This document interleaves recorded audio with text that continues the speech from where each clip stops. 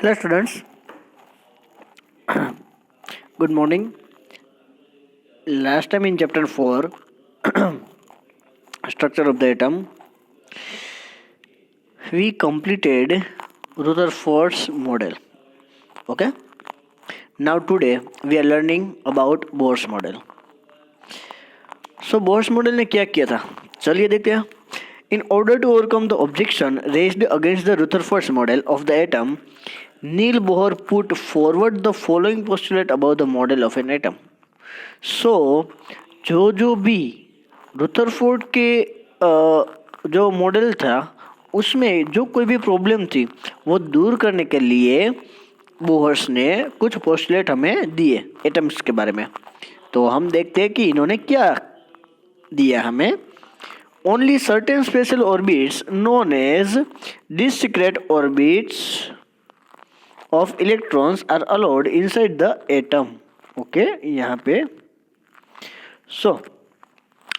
कि बोर्स क्या कहना चाहता है कि इलेक्ट्रॉन की जो कोई भी ऑर्बिट होती है उसकी अपनी ऑर्बिट, ठीक है, इंडिपेंडेंट.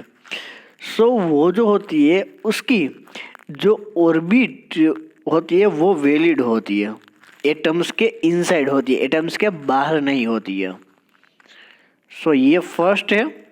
सेकंड है, while revolving in discrete orbits the electrons do not radiate energy. अब यहाँ पे क्या कह रहे हैं कि ये जो डिस्क्रीट ऑर्बिट है, ठीक है, जहाँ पे इलेक्ट्रॉन है वो कंटिन्यू रिवॉल्विंग कर रहे हैं, तो वो जो इलेक्ट्रॉन है वो कोई एनर्जी रेडिएट नहीं करते हैं. रुथरफोर्ड ने कहा था कि इलेक्ट्रॉन है वो कोई एनर्जी है वो प्रोड्यूस करता होगा, लेकिन यहाँ पे कोई एनर्जी है वो रिलीज इलेक्ट्रॉन नहीं करते हैं, ऐसा बोहर्स ने कहा. ठीक है, और बोहर ने ऐसा इसलिए कहा, उसने साथ साथ अपने एक्सपेरिमेंट के साथ साथ यहाँ पे वो जो ऑर्बिट है उसकी एक्सप्लेनेशन हमें दी. क्या दी है? अब देखिए यहाँ पे जो है अब बीच में है वो न्यूक्लियस है. ओके, यहाँ पे न्यूक्लियस है. जो न्यूक्लियस के बाहर जो फर्स्ट ऑर्बिट है उसको बोलेंगे K orbit. Okay, K shell, L shell, M shell और N shell. K, L, M और एन, ठीक है. के को कहेंगे एन इक्वल टू 1, एल को कहेंगे एन इक्वल टू 2, एम को कहेंगे एन इक्वल टू 3 और एन को कहेंगे N equal to 4. N means क्या? एन मीन्स नंबर और कुछ नहीं. एन मीन्स क्या होता है? नंबर होता है. ठीक है. ये जो बोहर ने हमें बताया कि अगर कोई न्यूक्लियस है उसके बाहर कोई भी इलेक्ट्रॉन, मान लीजिए कि कार्बन है, तो कार्बन की इलेक्ट्रॉन कन्फिग्रेशन क्या है? कार्बन की इलेक्ट्रॉन कन्फिग्रेशन है 2 और 4. ठीक है, तो 2 और 4 6 हो गई कार्बन की. तो ये जो फर्स्ट वाली है उसे के कहेंगे, सेकंड वाली है उसे एल कहेंगे. ओके, मान लीजिए कि हम सोडियम की लेते हैं. सोडियम की इलेक्ट्रॉन कन्फिग्रेशन होती है 2 8 1. तो फर्स्ट है वो के ऑर्बिट में होगा, ये एल, ये एम, और अगर इसके आगे अगर कुछ होगा आर्गोन के बाद 90 20 वैसे वाले इलेक्ट्रॉन, तो उसको हम कह देंगे एन. ये फर्स्ट वाला के, सेकंड वाला एल और थर्ड वाला एम. आपको पता चल जाएगा कि के सेल में कितने इलेक्ट्रॉन होते हैं, एल में कितने होते हैं और एम में कितने होते हैं. ठीक है. अब हमारे पास न्यूट्रॉन है. न्यूट्रॉन की जो किसने डिस्कवर की? तो चेडविक नाम का साइंटिस्ट था, उसने न्यूट्रॉन्स को डिस्कवर किया और उसने कहा कि इसमें कोई भी चार्ज नहीं होता है, नो चार्ज, और इसका mass nearly equal to the protons के नियर अबाउट वैल्यू कुछ भी होता है. इसे नाम दिया गया है न्यूट्रॉन. ओके, अब न्यूट्रॉन से वो सभी एटम्स के neutrons are present in the nucleus of atom. जो एटम्स के सेंटर में होते हैं न्यूक्लियस में, वहाँ पे ये प्रेजेंट होते हैं एक्सेप्ट हाइड्रोजन. हाइड्रोजन एक्सेप्शन में क्यों है? क्योंकि उसका नंबर होता है 1. ठीक है, अभी मैं जब चार्ट कराऊंगा तब मैं आपको बता दूंगा कि ये जीरो कैसे होता है, ठीक है। न्यूट्रॉन हम फाइंड आउट करेंगे अलग से। यहाँ पे न्यूट्रॉन है वो हम n से रिप्रेजेंट करते हैं, और जो न्यूक्लियस में अगर कोई भी एटम्स का मास ले लो, ठीक है, तो उसमें प्रोटॉन और न्यूट्रॉन का सम करें तभी उसका मास है वो हमें मिलता है। सो ये थी डिटेल्स अबाउट न्यूट्रॉन्स। ओके, अब यहाँ पे हमें डायरेक्टली मैं यहाँ पे साइंटिस्ट आपको बता रहा हूँ कि यहाँ पे बोहर और बरी ऐसे नाम के साइंटिस्ट थे, और उन्होंने हमें बताया कि किस ऑर्बिट में कितने इलेक्ट्रॉन है वो होते हैं। अब उसके लिए हमारे पास फॉर्मूला है। कौन सा फॉर्मूला है मैं बता दूं आपको। यहाँ पे देखिए, यहाँ पे है 2n²। क्या है? 2n²। अब यहाँ हमारे पास k, l, m और n, तो n इक्वल टू क्या है? n हमने जो m देखा ना अभी, यहाँ पे 1, यहाँ पे 2, 3 और 4, k, l, m, n 1 2 3 4। सो हमें क्या करना होगा कि हमें जो हमारा फॉर्मूला है ये 2n², ठीक है, 2n²। तो सबसे पहले हमें क्या लिखना होगा कि 2, पहले n इक्वल टू 1 लिखना होगा, फिर n इक्वल टू 2, फिर n इक्वल टू 3 और फिर n इक्वल टू 4। ओके, सो 1 का स्क्वायर 1, 1 इंटू 2 2 का स्क्वायर 4, 4 इंटू 2 8, ओके, 3 का स्क्वायर 9, 9 इंटू 2 18 और यहाँ पे 32। It means maximum electron. अब देखिए, अगर आपको अच्छे से पता होगा कि हीलियम होता है, ठीक है, हीलियम एलिमेंट में क्या होता है कि उसकी जो इलेक्ट्रॉन कॉन्फ़िगरेशन है वो स्टेबल है, यानी उसमें 2 इलेक्ट्रॉन है। अब उसके बाद हम लिथियम का 2 1 लेते हैं, फिर बेरिलियम का 2 4 लेते हैं, 2 2 लेते हैं, 2 3 2 4 2 5 2 6, कहाँ तक जाते हैं? 8 तक जाते हैं, क्योंकि नियॉन की फॉर्मूला क्या होती है? 2 8। सो इसलिए ये फिक्स है कि फर्स्ट ऑर्बिट में 2 इलेक्ट्रॉन से वो कंपलसरी होने चाहिए, ठीक है। फिर सेकंड ऑर्बिट में 8 इलेक्ट्रॉन तक हम वहाँ पे इलेक्ट्रॉन है वो और भी हम ऐड कर सकते हैं। अगर 8 कंप्लीट हो जाए तो फिर हम 9 10 11 ऐसे हम आगे बढ़ सकते हैं, और कितने तक? 18 तक, और फिर कहाँ तक? 32 तक। सो ये एक फॉर्मूला है कि ऑर्बिट में कितने इलेक्ट्रॉन्स है वो ज़्यादा से ज़्यादा वहाँ पे रह सकते हैं, ठीक है। सो यहाँ पे सेकंड पॉइंट भी यही है कि ज़्यादा से ज़्यादा 8 इलेक्ट्रॉन है वो वहाँ पे रह सकते हैं। और थर्ड वन है electrons are not accommodated in a given shell unless the inner shells are filled. So कि जो भी एटम्स की जो कोई भी ऑर्बिट है उसमें जब तक इलेक्ट्रॉन पूरी तरह से वहाँ पे फिल नहीं हो जाता तब तक वो खाली ही रहती है, तो हमें उसको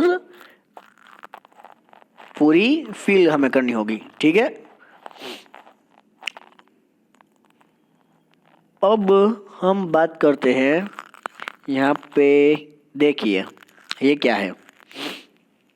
मान लीजिए कि हाइड्रोजन में 1 इलेक्ट्रॉन है, ठीक है। तो अब इस सभी फिगर में देखिए बीच में न्यूक्लियस तो एज इट इज है। यहाँ पे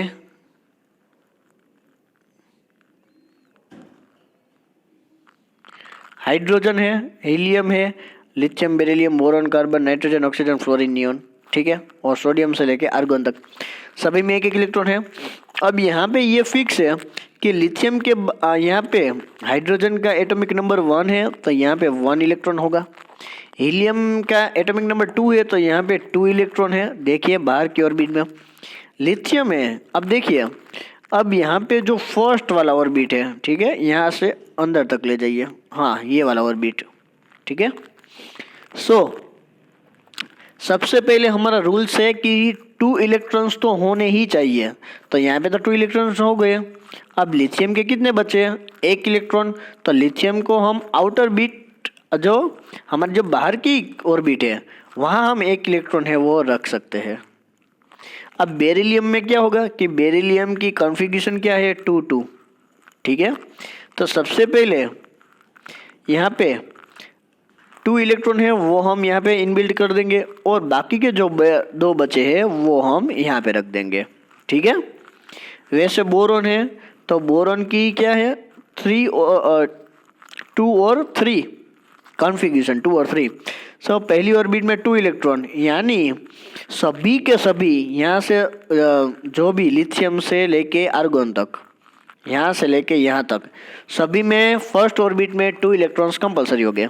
फिर कहाँ तक ले जाना है, इसमें आउट जो बाहर की ऑर्बिट है उसमें 1 है, यहाँ पे 2 3 4 5 6 7 और 8, यहाँ पे 8 इलेक्ट्रॉन है वो हो गए हैं, ठीक है, 8 इलेक्ट्रॉन।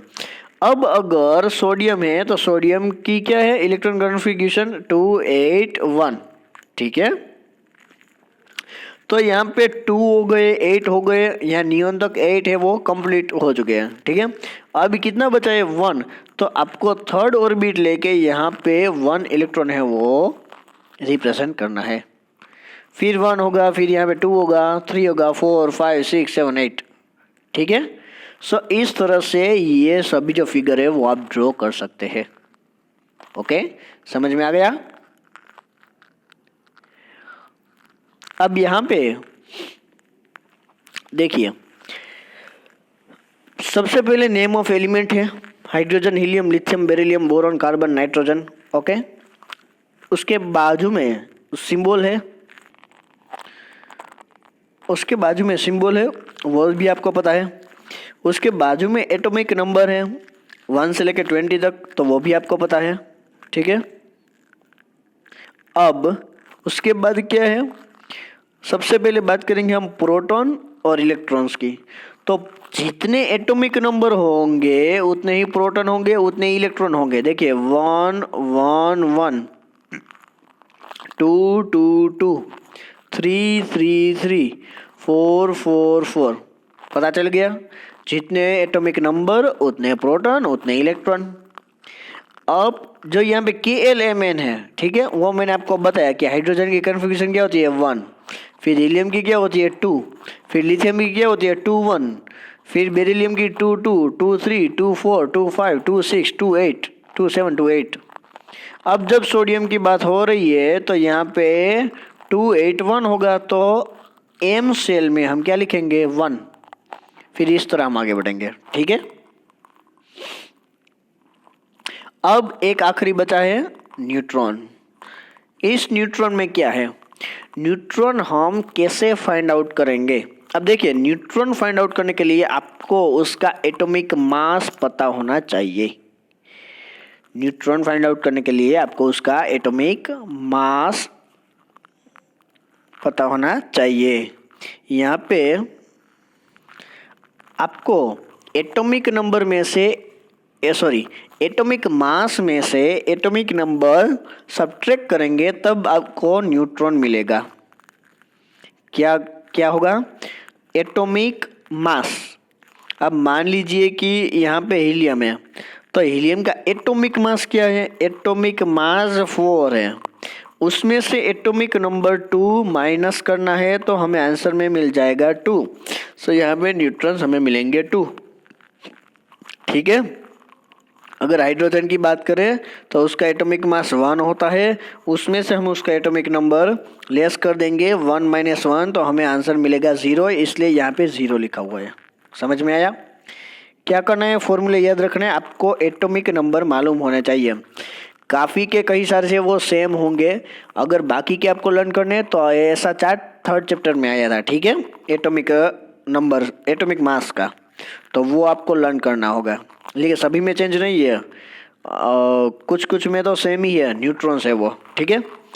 और यहाँ पे लास्ट जो वैलेंसी है, देखिए यहाँ पे वैलेंसी का मीनिंग क्या, मैं आपको डायरेक्टली लर्न करता हूँ। मान लीजिए ये नाइट्रोजन है, सबसे पहले यहाँ पे स्टेबल कौन है, हीलियम है, नियॉन है और नीचे आर्गन होगा, ठीक है। सर नाइट्रोजन है, नाइट्रोजन के पास इलेक्ट्रॉन्स कितने हैं 7, ठीक है।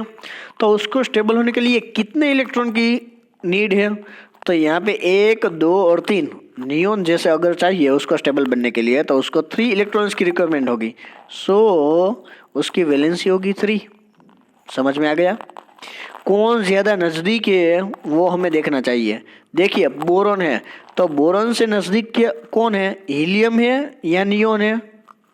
तो आप कहेंगे सर हीलियम है। तो बोरॉन के पास कितने इलेक्ट्रॉन है, 5 है। तो बोरॉन है वो 3 इलेक्ट्रॉन से वो लेस कर देंगे, मतलब डोनेट कर देगा, तो उसके पास यहाँ पे वैलेंसी होगी 3। सो उसके पास भी 2 इलेक्ट्रॉन हो जाएंगे। अब पता चला आपको कि क्या करना है, ठीक है? तो ये वैलेंसी है, कितने इलेक्ट्रॉन्स की डोनेट करने की या एक्सेप्ट करने की उन्हें ज़रूरत है, वो सिर्फ हमें देखना है, ठीक है? अब देखिए यहाँ पे जो कुछ भी लिखा है वो मैंने डिटेल में ऑलरेडी आपको बता दिया है, ठीक है? सो ये सब हमें रीड करने की ज़रूरत नहीं है। और यहाँ पे बाकी का जो ये वाला पोर्शन है वो आपकी सिलेबस में नहीं है। सो हमें ये नहीं करना है। हमारा चैप्टर इतना ही था, ठीक है? अगर कुछ भी प्रॉब्लम है तो हम मिलते हैं लाइव लेक्चर में, मुझे पूछ लेना। वैलेंसी भी मैंने आपको बता दी, ठीक है? सो कुछ भी प्रॉब्लम है तो मुझे नेक्स्ट लेक्चर में बता देना, ठीक है? तब तक के लिए ये चैप्टर आप कंप्लीट कर लीजिए और मैं PDF भेज देता हूँ, आप बुक में लिख लीजिए। Okay, thank you.